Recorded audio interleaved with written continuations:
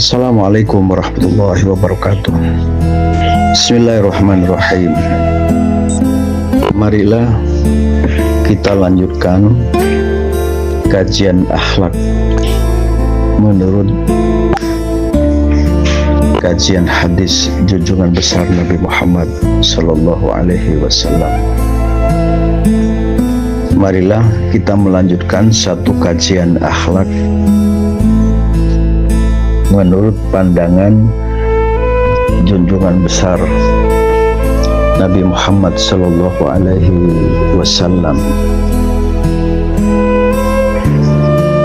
Satu kajian tentang ihsan ya. Dalam sebuah hadis yang diriwayatkan dalam sebuah hadis qudsi,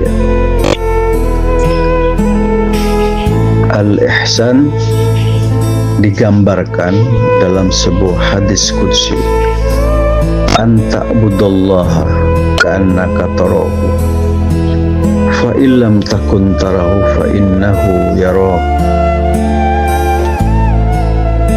Anta abudallaha ka'annaka tarahu fa illam takun tarahu fa innahu yarak. Ihsan adalah engkau beribadah kepada Allah ka'annaka tarahu, seakan-akan engkau melihatnya. Fa illam takun tarahu fa innahu yarak. Jika engkau tidak melihatnya, maka dia melihat engkau. Inilah salah satu pengertian ihsan. Ihsan itu ibadah kepada Allah. Ibadah kepada Allah. Di waktu ibadah kepada Allah, seakan-akan kau melihatnya. Kalau engkau tidak bisa melihatnya, maka yakinlah Allah yang melihatnya. Yakin Allah maha melihat, Allah yakin maha mendengar, Allah maha menyaksikan. Ketika kita dalam melaksanakan sholat 5 waktu, sholat qobliyah ba'diyah, sholat tahajud, sholat duha, dan ibadah-ibadah yang lain, yakin Allah melihatnya. Yakin Allah melihatnya, yakin Allah mendengar setiap ungkapan dalam sholat yang kita baca. Allah maha mendengar setiap doa yang disampaikan oleh hambanya. Ini dalam keyakinan kita. Namun demikian, saudara sekalian, al-ihsanu ala kulli syai'. Maka berbuat ihsan itu segala hal. Harapannya adalah berbuat terbaik dalam kehidupan. Di waktu pagi baik, di waktu siang baik, di waktu malam makin baik.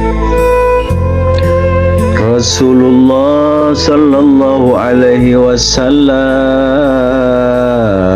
tadi yang sudah kami bacakan, ihsan menurut hadis, menurut Nabi Muhammad Sallallahu Alaihi Wasallam. Berikutnya ada 4 hadis. Berikutnya 4 hadis yang disampaikan oleh Rasulullah Sallallahu Alaihi Wasallam. Innama bu'istu liutammima salihal akhlaq.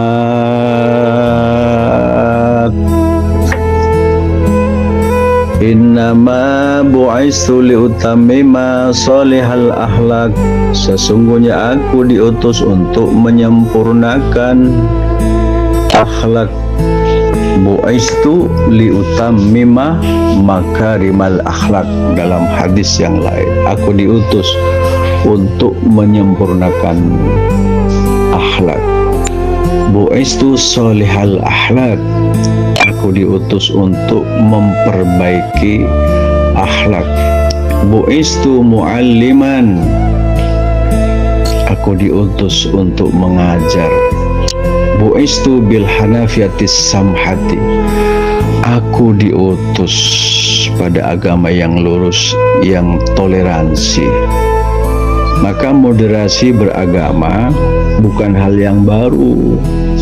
Seperti yang kita ketahui ini, program pemerintah yang disampaikan oleh Kementerian Agama Republik Indonesia, moderasi beragama, karena menyadari bangsa Indonesia ini merupakan negara besar, negara majmuk, negara Bhinneka Tunggal Ika, kaya dengan adat istiadat, kaya dengan budaya.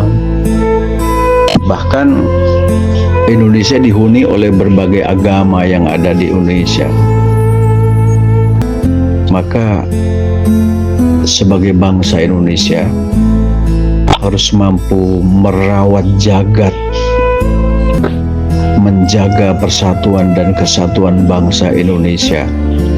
Satu, saling menghormati sesama agama Islam. Yang kedua, menghormati orang yang beda agama. Yang ketiga, menghormati pemerintah. Ini kalau bisa kita jaga, kita rawat kebersamaan sebagai bangsa, sangat mungkin Indonesia merupakan agama yang besar, agama yang luas, agama ya apa? Indonesia yang sangat kaya, subur, kaya raya, makmur dalam kehidupan beragama,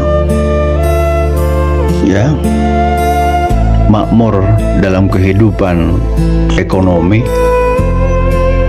makmur dalam menjaga kesehatan, dan seterusnya. Itulah harapan kita sebagai bangsa Indonesia. Betapa pentingnya memberikan warisan akhlak sejak dini. Akhlak menjadi pemahaman bagi anak-anak bangsa. Yang kedua, akhlak terpuji dipraktekkan di lingkungan sekolah, di lingkungan rumah tangga, di lingkungan tingkat desa, dan seterusnya. Setelah itu, setelah dilatih, membiasakan diri berbicara yang terbaik, bersikap santun. Itulah identitas kebiasaan kita sebagai anak bangsa, apapun agamanya. Dan itu lahir dari suku apapun, lahir dengan membiasakan diri berakhlakul karimah. Hormat kepada orang yang lebih tua, sayang kepada orang yang lebih muda. Itulah tuntunan akhlak. Membiasakan menebarkan senyum satu dengan yang lain, kemudian mengucapkan salam, Assalamualaikum. Itu sudah mendoakan kepada orang lain, semoga kau selamat. Mendoakan orang lain itu pasti manfaatnya kembali kepada kita sendiri. Tawadu kepada kedua orang tua, tawadu kepada para guru, tawadu kepada dosen. Ya, dosen itu sebutan guru dalam dunia pendidikan tinggi, sedangkan guru itu sebutan pada pendidikan dasar menengah, baik di sekolah maupun di madrasah. Tawadu itu modal utama Allah akan mengangkat derajat satu bangsa kalau sesama bangsa memiliki identitas akhlakul karimah. Maka penting pemahaman akhlak ditanamkan, melatih diri berakhlakul karimah, membiasakan diri berakhlakul karimah, kemudian memiliki karakter akhlakul karimah. Terakhir adalah orang yang berakhlak akan mendapatkan penghargaan sosial. Bukan untuk dipuji, ya. Bukan, kita berbuat baik bukan untuk dipuji, tetapi memang itu yang harus kita lakukan untuk meraih kehidupan yang damai sesama anak bangsa. Inilah proses pembentukan karakter. maka ditanamkan pembiasaan diri berbuat baik. Contohnya ditanamkan berakhlak terhadap lingkungan, tidak memberikan kontribusi menjadikan lingkungan kita kotor kumuh, tapi kita menjaga lingkungan kita menjadi lingkungan yang bersih, lingkungan yang sehat, sehingga lingkungan yang sehat akan menjadikan kita hidup, menghirup udara yang sehat dimanapun kita berada, akhirnya menjadi anak bangsa, menjadi bangsa yang sehat dalam kehidupan sehari-hari kita. Ayo bersama-sama memahami pentingnya akhlak. Ayo bersama-sama mempraktikkan diri berakhlakul karimah. Yang ketiga, ayo membiasakan diri berbuat yang terbaik dimanapun kita ada dan kapanpun kita sedang menikmati, dan hiasi diri dengan akhlakul karimah yang satu saat sebagai anak bangsa menjadi seorang hamba Allah, anak bangsa yang mendapatkan pujian sesamanya. Indonesia adalah punya identitas bangsa yang santun, bangsa yang ramah, bangsa yang peduli terhadap satu dengan yang lain, berangkat dari keyakinan yang diajarkan oleh junjungan besar Nabi Muhammad SAW.